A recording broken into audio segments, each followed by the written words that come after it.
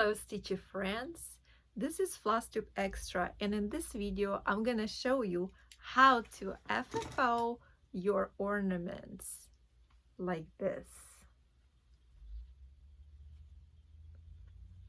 So they would look nice and you don't have to pay anyone to do it, or they don't have to lay there and collect dust. So let's get started. So I'm gonna show you how to do this. Stay with me to see how. So I already have finished cross stitching these eggs. I interfaced each one. This is from this book number 169 by Prairie Schooler. It's called Folk Eggs, and I just made a working copy. So this is Upper Lesson 14 count Ada, and I finished this one last year, but have not been around to finish it. And I hand dyed it in a yellow bright color. I picked the backing. I have a velvety backing. It's like a teal color. I think it goes good together. The next one we have is the beehive, and this is 14 count Ada, brown Ada, that I also hand dyed. And the backing that I picked is like a golden velvety backing. And the last one is this bunnies right here. And I also hand dyed this in kind of orangey color because I like bright colors for spring. Cannot really see on blacks. That's why I had to change it to different. And this is also velvety. It's like more purplish magenta color. And this fabric is also been interfaced with light interfacing. All right. So in this booklet there was a template, and I kind of made my own template because the original template for 18 count, it's smaller, and then I just zoom it in on my printer and printed it. So on those eggs that were finished, I used this right here. See how it's squishy and flat one side? So on those I use this press on kind of, I think you're supposed to like feel it. Yeah, and it has this sticky board, and this right here is like a cardboard. I'll tell you, I'm not too crazy about it, and I don't think this is acid free either. So if you have a fancy linen or any of those things, I wouldn't recommend finishing this board. But I might be, I don't know if I'm gonna use this today or not, we'll see. But I went ahead and cut out a whole bunch of little cardboards here from regular cardboard box. Not the ones that are big cardboard, but the one that's thinner, that's the smaller boxes, you know, and they're thicker, and they're not too thick. Let's say they're about probably 2.5 to 3 millimeters thick. So what we're gonna be doing, I'm gonna take one of this, and first I'm gonna put some polyfill here, or you can cut some type of batting and nestle it on here, close it, and then lace it. And for the back we'll do the same thing, but make sure you put the same amount of polyfill on here and then lace it, and just keep on lacing it like this until it's all closed up. And then two sides are gonna come together. I take the invisible thread and sew it over, sew it shut. Okay, let's get started. And I'm using just regular quilting thread. The reason for that is it's stronger than a regular cotton thread, so it will hold better. I went ahead and I put some polyfill here, and I'm gonna start sewing it around. So we go from here to here first, and make sure you kind of eyeball it how much space you have. The next thing I'm gonna do from one side to another, and then you're just gonna continue going from one side to the other, like in the opposite directions. I got to this point, and this is, I still need to go until everything is nice and smooth and laying this way. But at this time you would flip it over and you can move it and make sure you have like even space, like I think it's about less than half an inch on each side. And let's continue going back and forth, and you kind of keep that thread pulled but not too hard so it doesn't unravel. If the thread is too short, you just fix it. You just, you know, put the finishing stitches in here so it doesn't come out, and start another thread. I have finished lacing the back. I end up putting a little more in there, but you see the polyfill, it's still kind of on the thin side, but I'm okay with it. And the amount I put is huge. It's like this much, but it gets pushed in, and yeah, it's a lot of polyfill. I mean, if you want it puffy like that and you don't care about that acid-free stuff, just use those boards. Then you'll get the same result like this. So this is more flat, this is more concaved. Gonna go ahead and do the other side. So I have laced the backs of this. You can see how it looks inside, and we're gonna have to lace it. Make sure all this thread's not sticking out when you're sewing it. So what we're gonna do, we're gonna take invisible thread. I use this Coats and Clark. You can take any one. This is almost like a very thin fishing line. I know you cannot really see it. That's why when you sew with that, you cannot really see anything.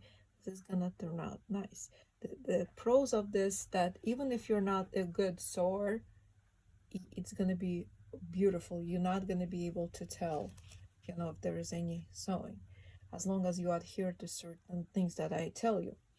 But the con is that you gotta maybe wear readers. If you don't really see, it's hard to see. I usually wear readers. That way my stitches are a lot nicer. So what we're gonna do, we're gonna lace from here all the way here, but we're gonna leave a little tiny, about maybe 1 inch hole that we're not gonna close just yet. Once we're done, I'm gonna show you what's the next step. Okay, so I don't know if you can see, but maybe dark background. So I went through here, and then there is a knot right here. I'm gonna go in between these two threads, because I'm doing the double thread, and that's gonna secure a knot there. And after that, I'll just sew around. Okay, so my stitch is in, and I hold it like this. I go over my finger and kind of keep the thread with those other two fingers, and I try to go on the more of the inside, like this. It's like a whip stitch. I pull it. Otherwise, you're not gonna manage that thread. It's gonna tangle, and you're gonna get so frustrated. So just do like this. You hold it with your fingers there, and then poke a hole through both of them on the side, pull it.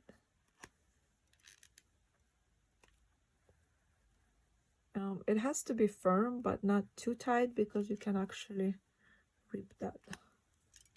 It rips.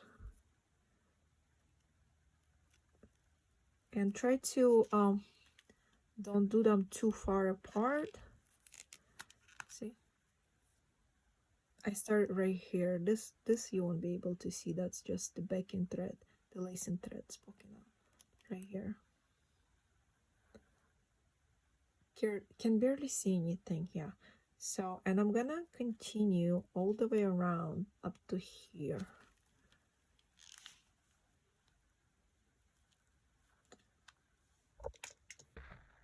Before moving to the next step further, I went all the way here, but you should probably do this before sewing it on. We need to do one thing.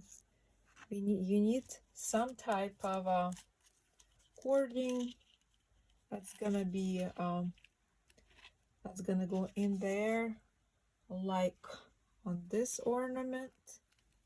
That would need to be glued before we start closing this, but we still need to leave a hole.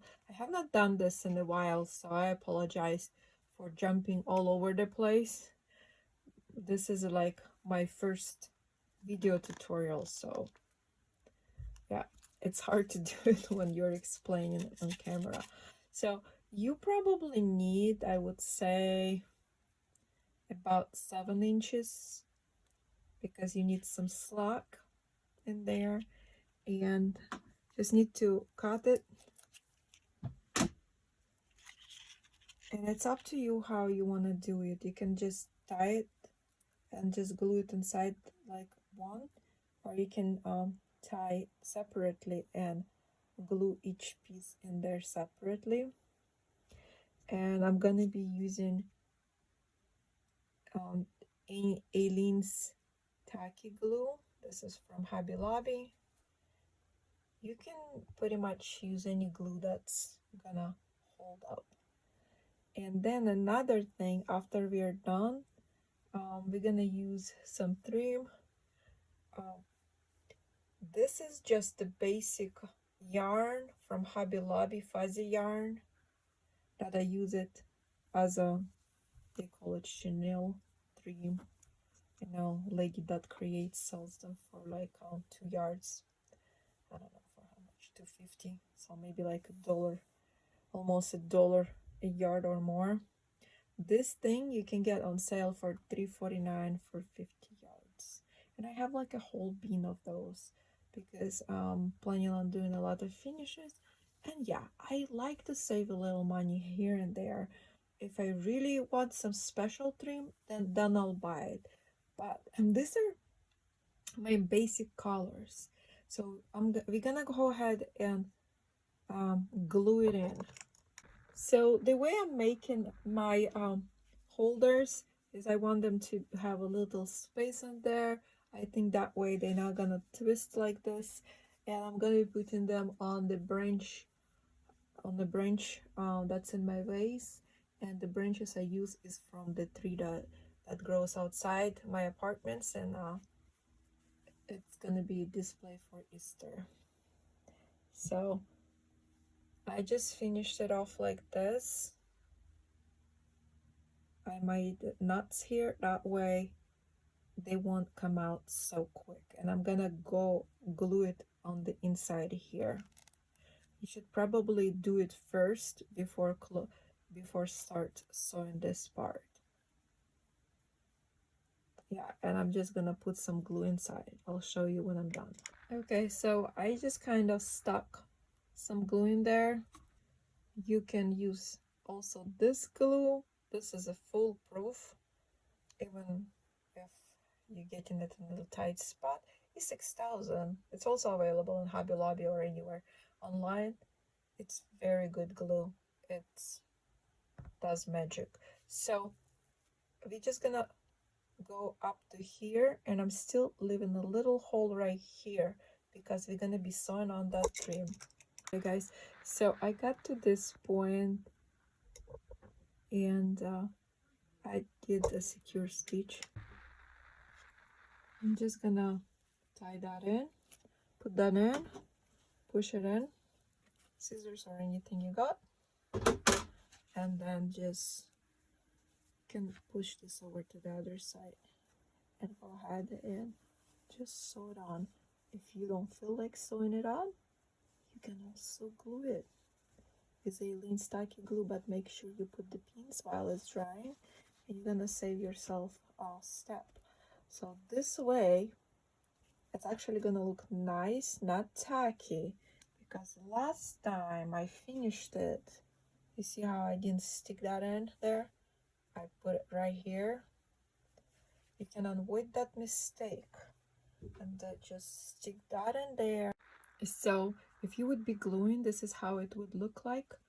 Tuck one side in and just use the pins without putting any glue.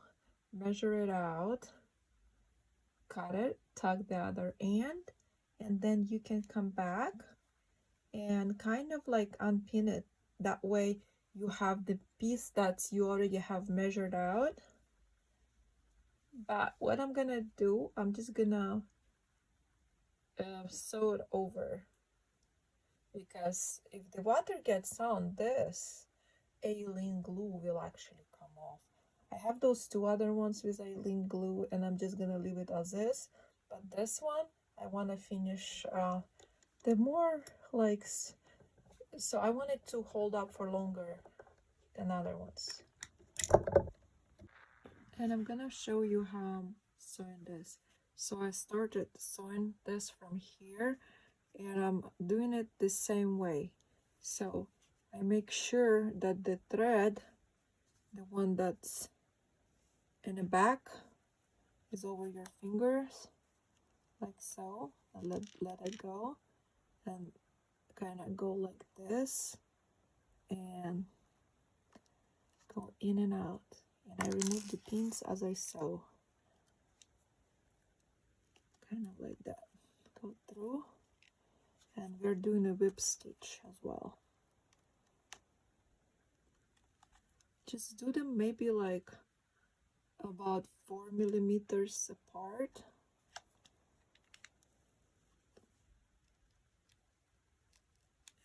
Another one, and I'm gonna be going all the way around. So I did finish one already, and this is how it would look if you would sew it around. I don't know if you like that look. This is not sewn around. This one is. See, it looks more, I think it's nicer this way, but this one is more secure. But so you can just use E6000 to finish it up. So guys, let's try using E6000 to save you time and to make it last longer.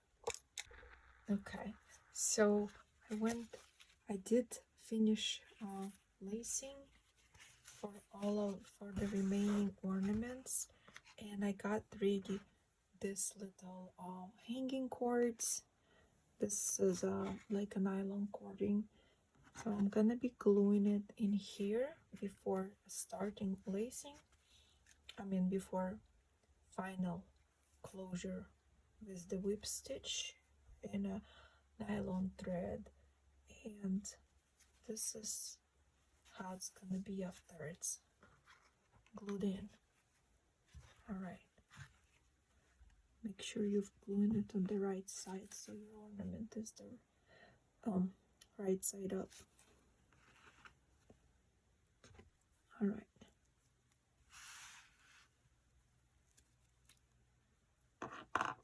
put some in here. Really does not matter how much you put. You can put more because it's all gonna get enclosed. It's not gonna get squished out anywhere.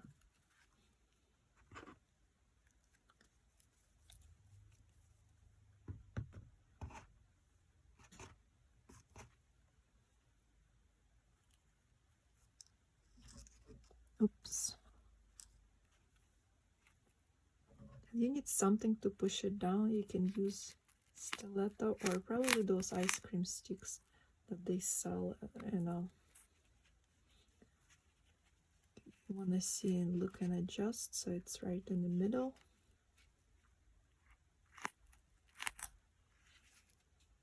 Okay, I can adjust it when I'm sewing too. I think this one is good to go.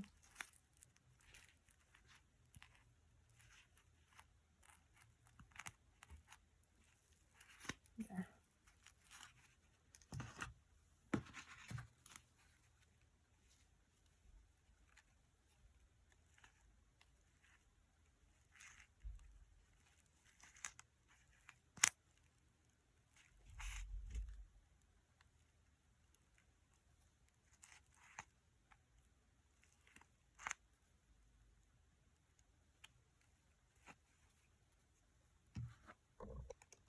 Again, I'm starting this with a whip stitch.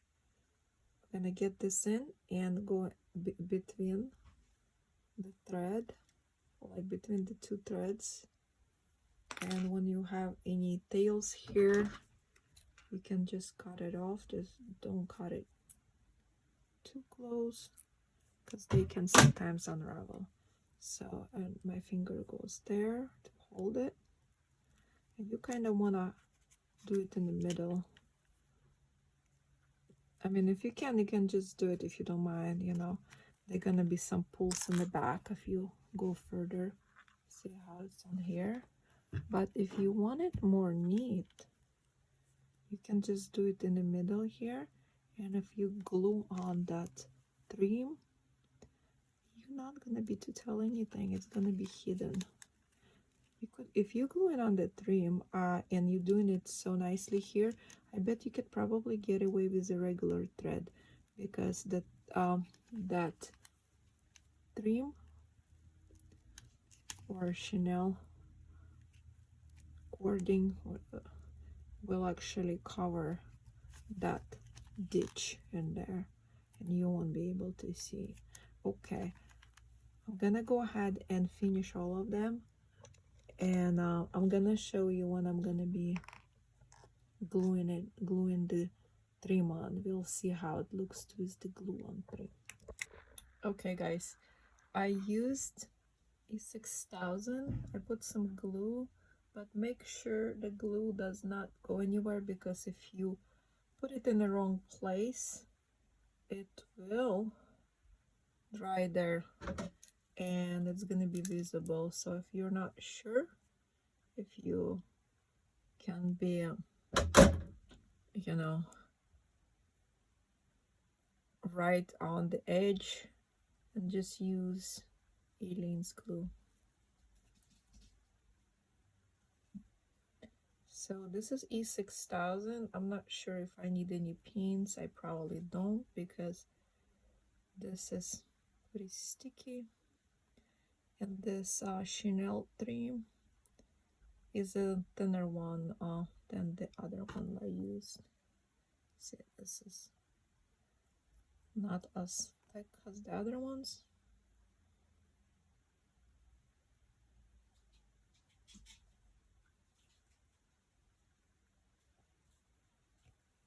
Okay, just gonna push it down like this.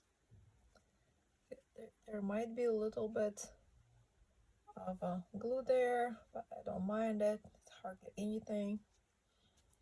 It saves time. Okay, let's get this little edge, little tail cut off. It's too much. And I'm just gonna take a stiletto and push that in there. So this would be like the fastest way to do it. If you're using Aleene glue, you can use like sewing pins like this. Just push them in. So I'm not using that because this is E6000. If it dries, it's actually might glue in those pins that you won't be able to pull it out. So let's compare it. This one with E6000. This one is not. I think I prefer the E6000. It's a little bit of glue there, but on the other hand, you get in those whip stitches here. So you pick which one works for you. We're gonna go ahead and finish this one because I already sew it all the way. All right, and I'm gonna actually let those things cure for 24 hours. So I went up all the way up here. I thought I'm probably gonna need it, but no, just gonna cut off this nylon thread. We're not gonna need it anymore. And I'm gonna do the same thing on this one.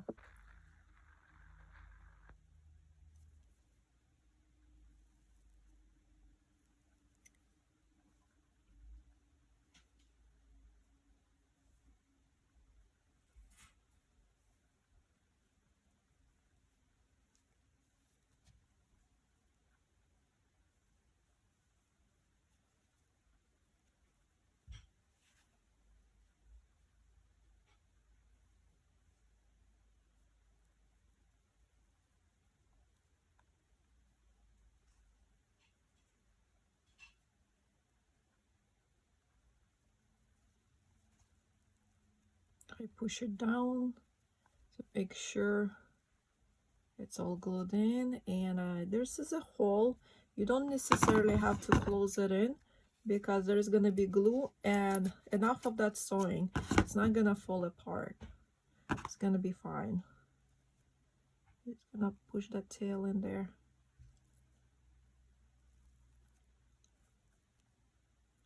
All right, and then I'm gonna go under and pull it out a little bit to connect it here.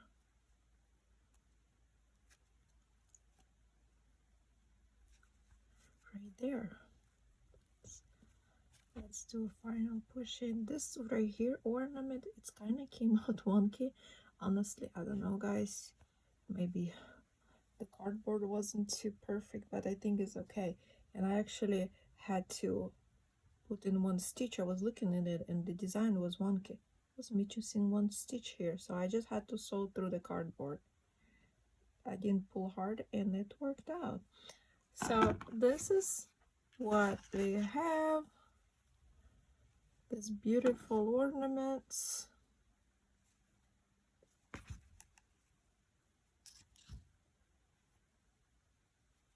Subscribe and like and click the bell for notification for more tutorials and Flosstube. Thank you for watching.